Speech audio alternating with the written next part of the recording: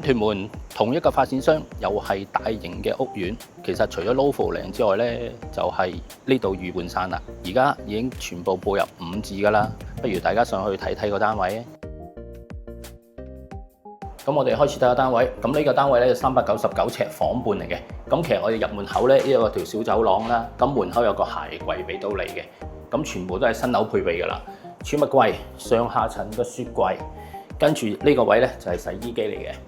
咁啊有電磁爐啦、抽油煙機同埋啲儲物嘅。咁呢個位咧都可以擺下嘢。而呢個位置咧係一個備餐區又好，你自己愛嚟擺下電飯煲或者水壺都得。洗手盤。下低仲有啲儲物、蒸焗爐，同埋呢個位咧，你就充分可以用呢個位啦，我哋切下餸啊咁嘅。咁下低呢個櫃桶咧就有啲擺下食具啊咁咯。咁跟住落嚟咧，我哋呢個方位咧就係個客廳啦。咁其實客飯廳就喺呢個位置噶啦。咁旁邊有個露台，咁呢個露台咧，咁你見到戶主咧都做晒蚊網噶啦。呢個就西南方向，好風啊！咁啊，遠望咧，嗰邊就係 Novo 嶺。跟住我哋入去睇主人房，呢個就係主人房啦。有個工作平台，咁呢個位咧可以晾下衫。咁旁邊有間細房，咁你當間書房都得。咁跟住落嚟睇就係浴室啦。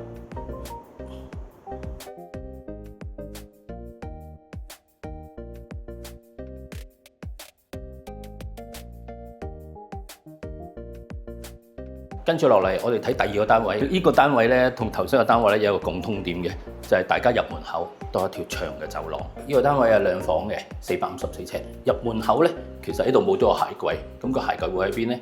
咁但係佢業主咧，呢度做咗一排位。咁我哋一陣間先講。入門口除咗條長走廊之後咧，咁呢個都係原裝配備嘅開放式廚房，上邊就雪櫃啦，下低有冰格嘅。咁上邊一啲儲物啦，都係一式一樣噶。咁呢個位咧就係電磁爐。咁跟住下低咧，呢個位咧就係洗衣機嚇。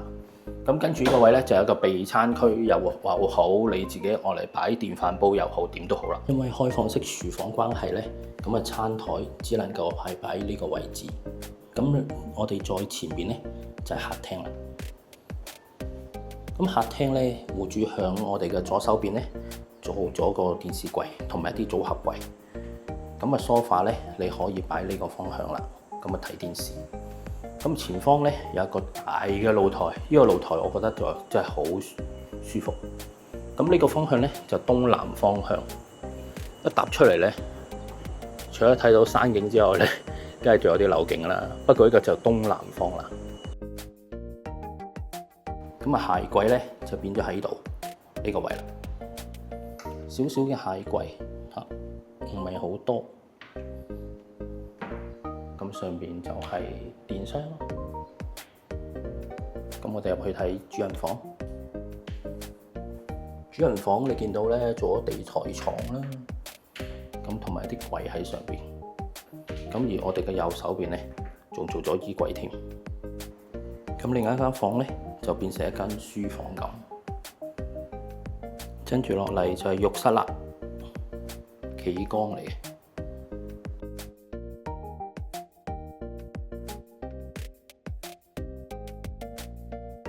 咁我哋睇完兩個單位咧，唔知大家覺得啱唔啱咧？